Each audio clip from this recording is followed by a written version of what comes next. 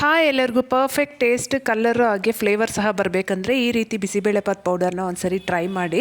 ಈ ಫ್ರೆಶ್ ಮಸಾಲೆ ಹಾಕಿ ಮಾಡಿದ್ರೆ ಟೇಸ್ಟ್ ಮಾತ್ರ ತುಂಬ ಚೆನ್ನಾಗಿರುತ್ತೆ.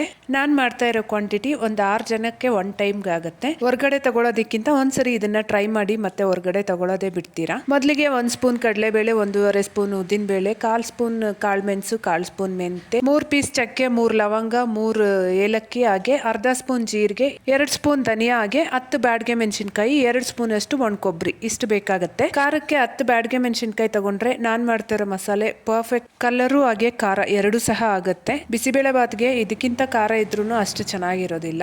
ಈಗ ಸ್ಟವ್ ಮೇಲೆ ಬಾಣಲಿನ ಇಟ್ಕೊಂಡು 1 ಸ್ಪೂನ್ ಎಣ್ಣೆ ಹಾಕಿ ಕಡಲೆಬೇಳೆ ಉದ್ದಿನಬೇಳೆ ಮಾತ್ರ ಫಸ್ಟ್ ಹಾಕೊಂಡು ಒಂದು ಅರ್ಧ ಫ್ರೈ ಆದ್ಮೇಲೆ ಮಿಕ್ಕಿದ್ದೆಲ್ಲ ಇಂಗ್ರೀಡಿಯೆಂಟ್ಸ್ ನ ಹಾಕಿ ಲೋ ಫ್ಲೇಮ್ ಅಲ್ಲೇ ಫ್ರೈ ಮಾಡಬೇಕು. ಕೊನೆಯಲ್ಲಿ ಒಣ ಕೊಬ್ಬರಿ ಸೇರಿಸಿ ಜಸ್ಟ್ ಮಿಕ್ಸ್ ಮಾಡಿ ತಣ್ಣಗಾದ್ಮೇಲೆ ಪೌಡರ್ ಮಾಡ್ಕೊಂಡ್ರೆ bisibele bath powder ready. Easy ಇದೆ ಅಲ್ವಾ? Must try recipe. ಟ್ರೈ ಮಾಡಿ. ಬಾಯ್ ಬಾಯ್.